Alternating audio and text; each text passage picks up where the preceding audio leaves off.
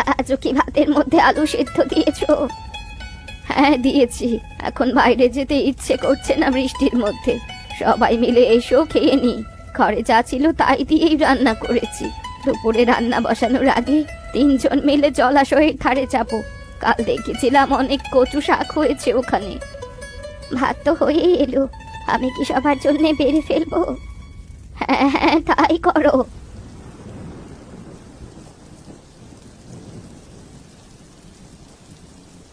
আচ্ছা, কত বছর হলো আমরা একসাথে আছি?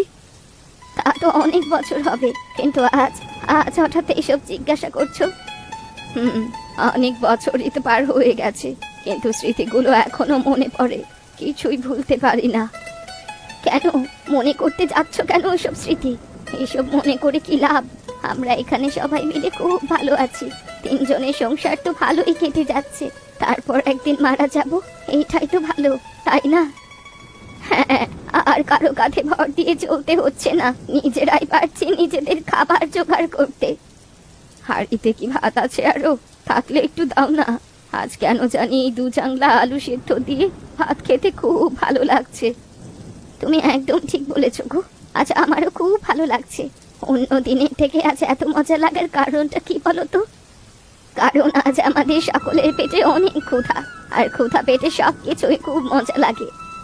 কথাটা তুমি ভুল বলনি, আজ আসলেই খুব খিদে পেয়েছে। বৃষ্টির জন্য তো বাইরে যেতে পারলুম না। দুপুরে বাইরে যেতে না পারলে কিন্তু নুন ভাত খেয়ে থাকতে হবে। বৃষ্টিটা একটু কমলেই যাব জলাশয়ের কাছে শাক তুলতে।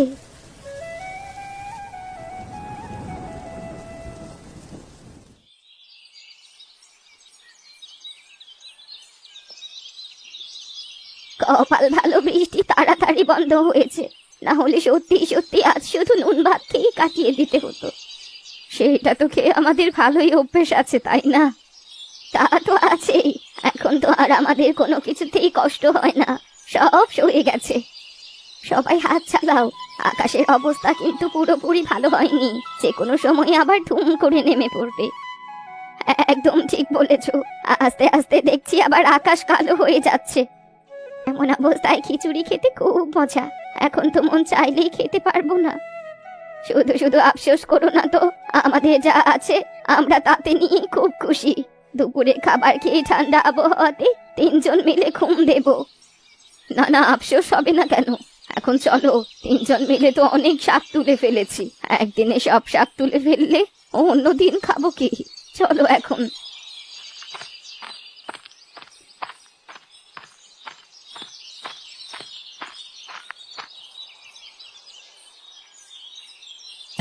আমার মেয়েকে কেমন দেখলেন? আপনাদের ছেলের জন্য আমার মেয়েকে উপযুক্ত মনে হয়েছে কি আপনাদের? তা তো হয়েছে, আপনার মেয়ে দেখতে তো একদম পরীর মতো। শুনে অনেক খুশি হলাম। সবই আপনাদের দয়া।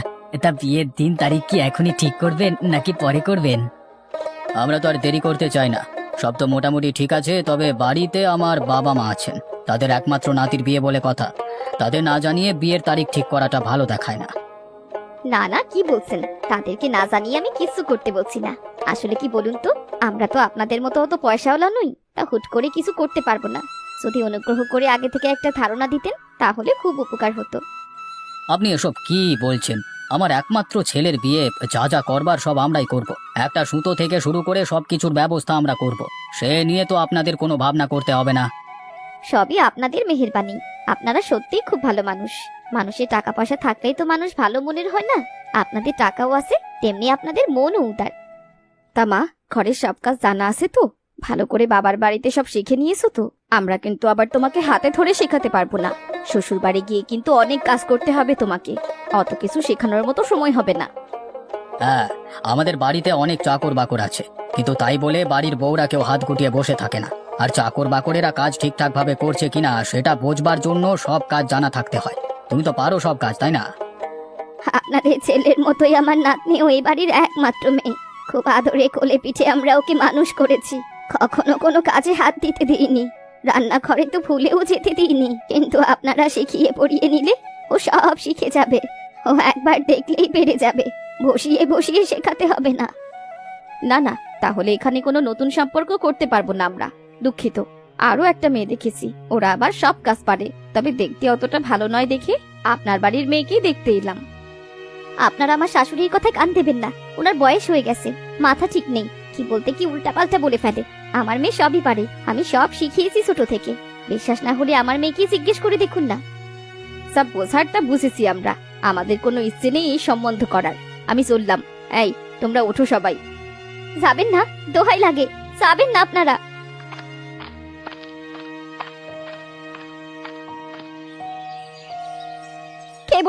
কে বলেছিল আপনাকে বেশি কথা বলতে? আপনাকে কে ডেকেছিল এখানে? কেন এসেছিলেন? আমার মেয়ের জীবনটা কেন শেষ করে দিলেন এভাবে? বৌমা, আমি বুঝতে পারিনি, ভালো মনেই কথাগুলো বলেছিলাম। আমার নাতনির কখনো খারাপ আমি চাইতে পারি? কে বলেছে আপনাকে আমার মেয়ের ভালো চাইতে?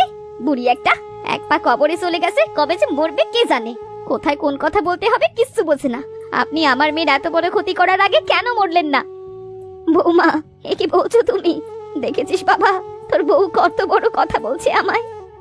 কোনো খারাপ কিছুই তো বলেনি সে, কেন বেশি কথা বলতে গেলে? প্রথমে তো চুপ করেই ছিলে, তখন তো সব ঠিকই ছিল। কে বলেছিল পরে কথা বলতে? আমার মেয়ের সর্বনাশটা না করলেই তোমার চলছিল না, না?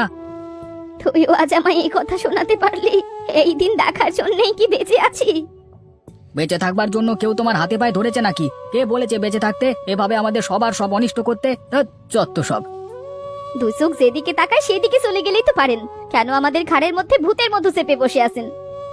আর থাকবো না, আর থাকবো না তোদের সাথে। আমি আমি চলে যাব অনেক দূরে, আর কোনোদিন ফিরবো না তোদের কাছে। ক্ষমতা থাকলে চলে গিয়ে দেখান দেখি, মুখে এত কথা বলে লাভ নেই। বৌমা, মানুষকে এত কষ্ট দিয়ে কথা বলো না। কার জীবনে কখন কি হয় তা আগে থেকে কেউ জানে না। আমি জানি, সে যেমন কাজ করে তেমনি ফল পায়। আমি এমন কোনো কাজ করিনি যার ফল খারাপ হবে। ভালো থাকিস বাবা, আমি গেলাম।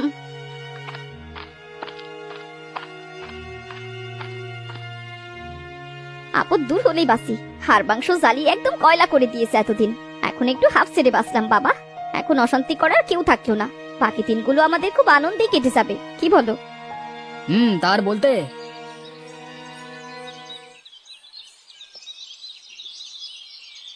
যাই রে বাবা, তোরা ভালো থাকিস। আমি তোদের আর জ্বালাবো না, তোরা অনেক ভালো থাকিস।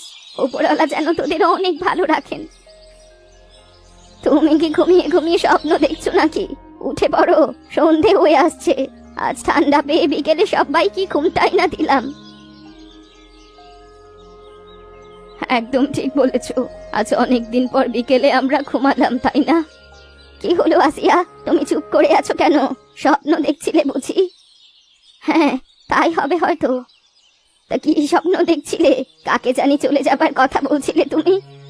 যাদের ছেড়ে চলে এলাম তাদের কি বলছিলাম হয়তো? মানুষ যার কথা বেশি ভাবে তাকেই স্বপ্নে দেখে। তার মানে তুমি তোমার ছেলে আর ছেলের বউয়ের কথা এখনো মনে করো? কেন করো বলো তো? তোমাকে না বলেছি ওদের নিয়ে ভাববে না? তুমি আমাদের কোনো কথাই শোনো না দেখি। 10 মাস 10 দিন যাকে পেটে ধরেছি তার কথা মনে করবো না? তাকে কি ভুলে থাকা যায়?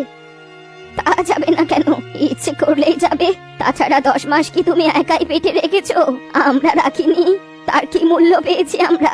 আমাদের সন্তানেরা কি দিয়েছে? যদি দিত তাহলে আজ আমাদের এই পরিণতি হতো না। মূল্য দিলে এই জীবজন্তুদের সাথে ভয়ানক জঙ্গলে জীবন কাটাতে হতো না। আচ্ছা বাদ দাও না, ওঠো, হাত মুখ ধুয়ে নাও, রাত হয়ে গেল তো।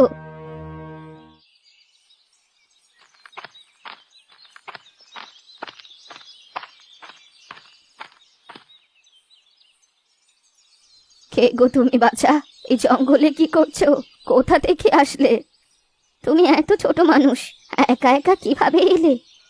আমি সবসময় একাই থাকি। আমার বাবা মা ছোটবেলাতেই মারা গেছে। আমার বাবার কাছে আমাদের গ্রামের চেয়ারম্যান অনেক টাকা পেতেন, তাই বাবা মা মারা যাবার পরে আমাদের বাড়িঘর সব কেড়ে নিয়ে আমাকে বাড়ি থেকে বের করে দিয়েছে। তারপর কি হলো? এরপর থেকে আমি রাস্তায় রাস্তায় মানুষের ঠোকর খেতে খেতে বড় হয়েছি। মাঝে মাঝে এই জঙ্গলে আসি, এসে ফলমূল, বুনো হাঁস, মাছ যা পাই বাজারে নিয়ে গিয়ে বিক্রি করি। এভাবেই আমার চলে যায়। আগে তো আপনাদের কখনো দেখিনি। এর আগে কখনো জঙ্গলের ভেতরে এসেছিলে বুঝি? তা অবশ্য আসা হয়নি। একা একা এত বেশি ভেতরে আসবার সাহস হয়নি। তা আজ হঠাৎ করে এত সাহস হলো কিভাবে? তা তো বলতে পারবো না। তোমার ডান হাতে ওটা কিসের দাগ? কেটে গেছে নাকি? জানি না, টের পাইনি, এতদিন দেখিও নি, আপনি বলবার পর এখন দেখলাম। সেই কোন সকালে বেরিয়েছো নিশ্চয়ই, পেটে কিচ্ছু পড়েনি নাকি? এখনো কিছু পাইনি, তাই খাওয়া হয়নি। এই তো ফলের গাছটা দেখিয়ে আসলাম, ভাবলাম কিছু ফল খেয়ে আগে পেটটাকে একটু ঠান্ডা করি, পেটের ভেতর যেন ছুঁচো ডাকছে। আমাদের সাথে চলো, কিছু খেয়ে নেবে আগে। আপনাদের সাথে কোথায় যাব আমি? আমাদের বাড়ি যাবে? এখান থেকে আমাদের বাড়ি বেশি দূরে নয়, কাছেই। তার মানে কি কি বলছেন? আপনারা কি জঙ্গলে থাকেন নাকি? হ্যাঁ তো, আমরা এই গহীন জঙ্গলে অনেক বছর ধরে একসাথে থাকি। কেন বলুন তো, আপনাদের সাথে কি হয়েছে? আপনাদেরও আমার মতো কেউ নেই নাকি? না নেই। তুমি কি যাবে নাকি এখানেই দাঁড়িয়ে সব কথা শেষ করবে? এত করে যখন বলছেন তখন চলুন যাই। খুব ভালো কিছু দিতে পারবো না, যা পারলাম তাই দিলাম, কষ্ট করে খেয়ে নাও দেখি। হুম, হুম, আহা কি স্বাদ! কতকাল পরে যে এমন অমৃতের মতো খাবার খাচ্ছি তা কেবল আমিই জানি। কি বলছো? এই খাবার তোমার কাছে ভালো লেগেছে? মিথ্যে কেন বলবো? ছোটবেলায় বাবা মা বলতেন মিথ্যে কথা বলা ভালো না, তাই কখনো আমি মিথ্যে বলি না। খুবই ভালো কথা। বললেন না তো, আপনারা তিনজন এখানে কেন থাকেন? কেউ নেই আপনাদের? আছে তো, সবাই আছে। তারা কোথায়? তারা বাড়িতে আছে। তাহলে আপনারা এখানে কেন? সে অনেক কথা, তুমি ছোট মানুষ, এসব বুঝবে না। বলি দেখুন না, কেন বুঝবো না? আমি সব বুঝবো। বলে দাও, ওকে বললে তো আমাদের কোনো ক্ষতি নেই। আমরা তিনজন তিন পরিবারের মানুষ, তবে আমাদের মধ্যে একটা মিল আছে, সেটা হলো আমাদের পরিবারের লোকজন আমাদের বাড়ি থেকে বের করে দিয়েছে। আমাকে আমার স্বামী মেরে বের করে দিয়েছে। সে অনেক নেশা করত, প্রতিদিন মারতো আমার, আর সহ্য করতে না পেরে জঙ্গলে চলে আসি। আর আমাকে আমার ছেলে বৌমা মিলে বাড়ি থেকে তাড়িয়ে দিয়েছে। তাদের কাছে আমি বোঝা হয়ে গিয়েছিলাম। আমাকে আমার ছেলের বউ মারধর করে বের করে দিয়েছে। আমি নাকি বেশি খাবার খাই, তাই সংসারে নাকি টান পড়ে যাচ্ছে। সব সময় খাবার নিয়ে কোটা দিত। আপনার ছেলে কিছু বলতো না? না, শুধু বলতো সংসার এখন আমার বউয়ের, তাই ও যেভাবে চালাতে চায় সেভাবেই চলতে হবে। এর মধ্যে আমি কিচ্ছু বলবো না। তাছাড়া ওর সংসারের কোনো খারাপও চাইবে না, তাই বাধ্য হয়েই সব ছেড়ে চলে আসি। খুব ভালো করেছেন। এমন লোকেদের সাথে না থেকে বনের হিংস্র জীবজন্তুর সাথে থাকাও ভালো। এত আদর যত্ন করে যাদের বড় করেছেন তাদের কাছ থেকে কষ্ট পেলে সহ্য করা যায় না। হ্যাঁ সেটাই। আপনারা খাবার দাবার কিভাবে ব্যবস্থা করেন? আমরা শুধু চালটাই কিনি। তুমি দেখলে না আমি ফল পারলাম, এই ফল আর শাক বিক্রি করেই চাল